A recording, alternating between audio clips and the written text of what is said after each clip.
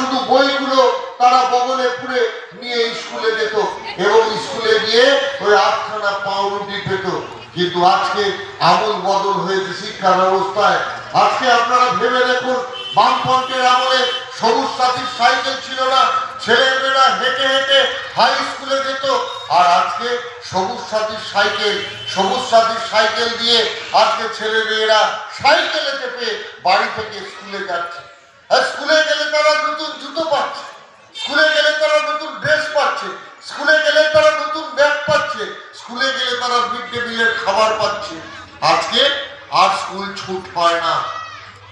আজকে সমস্ত ছাত্রছাত্রীরা স্কুলে যাচ্ছে, তারা আর স্কুল কামাই করতে চায় না। আজকে পরিবর্তন এসেছে বিভিন্ন জায়গায়, বিভিন্ন স্তরে।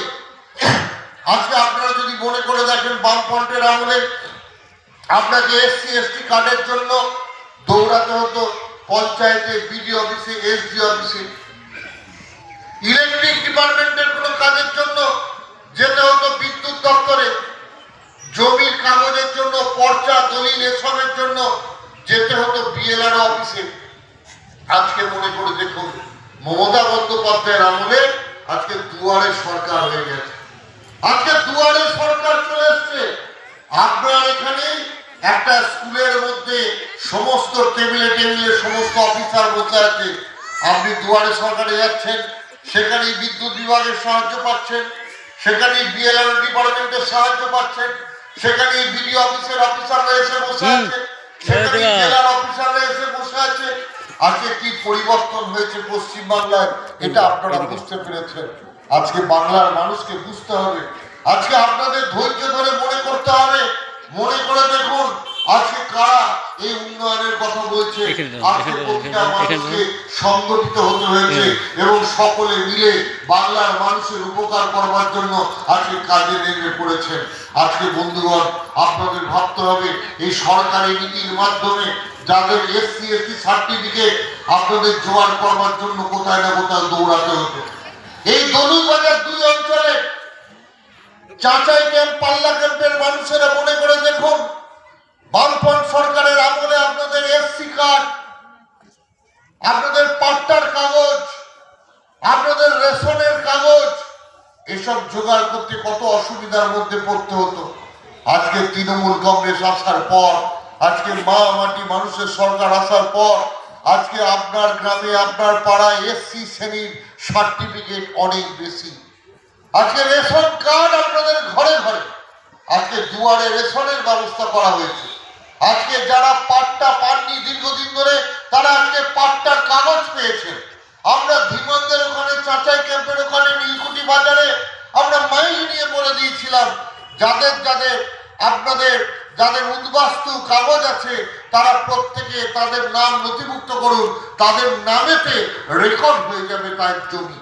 আজকে বন্ধুগণ, এই ব্যবস্থা, এই সুব্যবস্থা মমতা বন্দ্যোপাধ্যায় সরকার করেছে, মা মাটি মানুষের সরকার করেছে।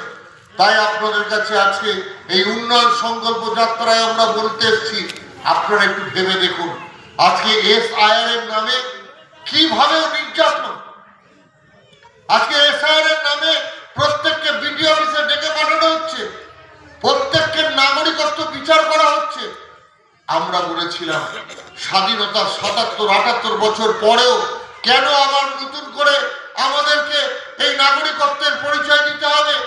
আমরা বলেছিলাম, এই 2024-এর লোকসভা নির্বাচনে আপনারাই তো ভোট দিয়েছিলেন, আপনারাই তো ভোট দিয়ে নরেন্দ্র মোদীকে প্রধানমন্ত্রী করেছিলেন।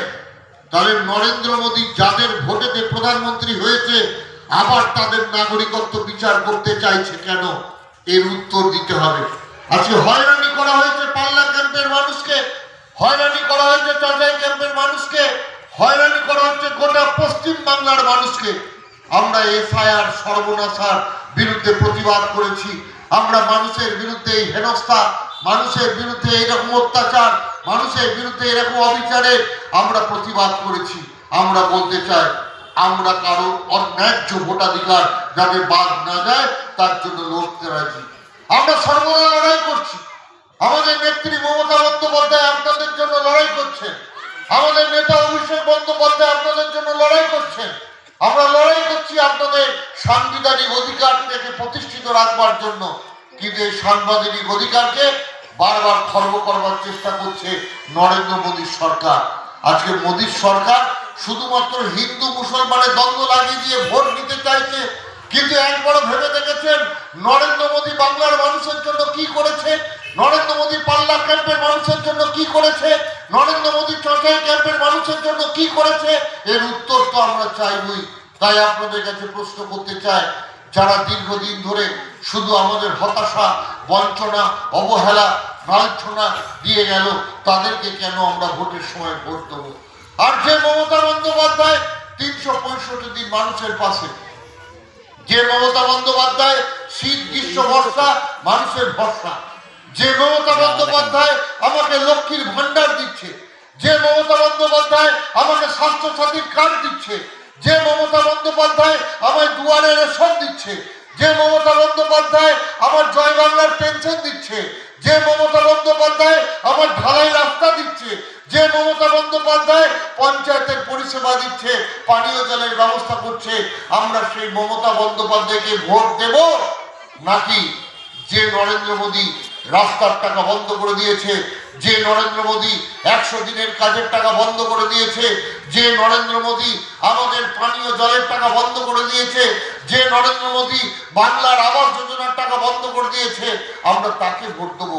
এটা আপনাদের ভাবতে হবে। গতকাল দলুইবাজার 2 অঞ্চলে আপনারা অনেকেই ছিলেন। আপনারা গতকাল জানেন বাংলার বাড়ি প্রকল্পে আবার 1,20,000 টাকা করে এসেছে। 20 লক্ষ মানুষের মাথার ছাদ আবার ব্যবস্থা করে দিয়েছেন মমতা বন্দ্যোপাধ্যায়। সম্পূর্ণ রাজ্য সরকারের কোষাগার থেকে, মা মাটি মানুষের সরকারের পক্ষ থেকে এই ব্যবস্থা করা হয়েছে। কেন্দ্র সরকার 1 টাকা দেয়নি। বাংলার মানুষ দালান ঘরের সঙ্গে নরেন্দ্র মোদী চায় না। বাংলার মানুষ দুবেলা পেট পুড়ে ভাত খাবে, নরেন্দ্র মোদী চায় না। বাংলার মানুষ ভালো রাস্তা দিয়ে যাতায়াত করবে, নরেন্দ্র মোদী চায় না। কিন্তু মমতা বন্দ্যোপাধ্যায় বাংলার বাড়ি প্রকল্পের মধ্য দিয়ে 1,20,000 টাকা আপনাদেরকে দিয়েছে। আমার মনে হয় এখানে যারা বসে আছেন অনেকের অ্যাকাউন্টে গতকাল 60,000 টাকা করে ঢুকে গেছে। 60,000 টাকা করে ইতিমধ্যে অ্যাকাউন্টে পৌঁছে গেছে। আমি শুধু অনুরোধ করব, যাদের অ্যাকাউন্টে টাকা পৌঁছে গেছে দেরি করবেন না, তাড়াতাড়ি বাড়িটা করে নিন। কারণ নিউটন পর্যন্ত হওয়ার পর আবার আপনি 60,000 টাকা পাবেন। বন্ধুগণ, মনে রাখবেন, মমতা বন্দ্যোপাধ্যায় বাংলার মানুষের পাশে, মমতা বন্দ্যোপাধ্যায় মা বোনদের পাশে, মমতা বন্দ্যোপাধ্যায় পরিষেবা দেবে, মমতা বন্দ্যোপাধ্যায় বাংলার ঘর দেবে, মমতা বন্দ্যোপাধ্যায় রাস্তাশ্রী পথশ্রী প্রকল্পে রাস্তা দেবে, মমতা বন্দ্যোপাধ্যায় আপনাকে বিভিন্ন রকম পরিষেবা দেবে। আর আপনি যদি মমতা বন্দ্যোপাধ্যায়ের পাশে না থাকেন এটা অন্যায় হবে।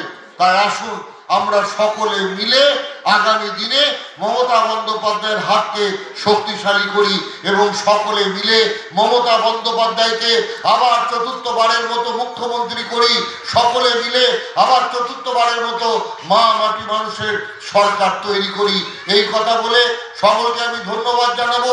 আর আপনাদের এই উন্নয়নের সংকল্প যাত্রায় আপনাদের জন্য একটা সুন্দর টিভি মাধ্যমে অঙ্কুশ এবং শুভশ্রী লক্ষ্মী এলো ঘরে একটি ছোট্ট এপিসোড আপনাদের জন্য রাখা হয়েছে।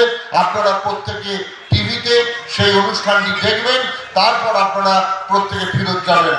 এখন আপনাদের সামনে আমি টিভি চালানোর জন্য আমাদের এখানে অঞ্চলের সভাপতি পার্থ ঘোষকে অনুরোধ করব। টিভির মাধ্যমে লক্ষ্মী এলো ঘরে আপনারা দেখুন। অভিনেতা অঙ্কুশ এবং অভিনেত্রী শুভশ্রী এই অভিনয় করেছেন।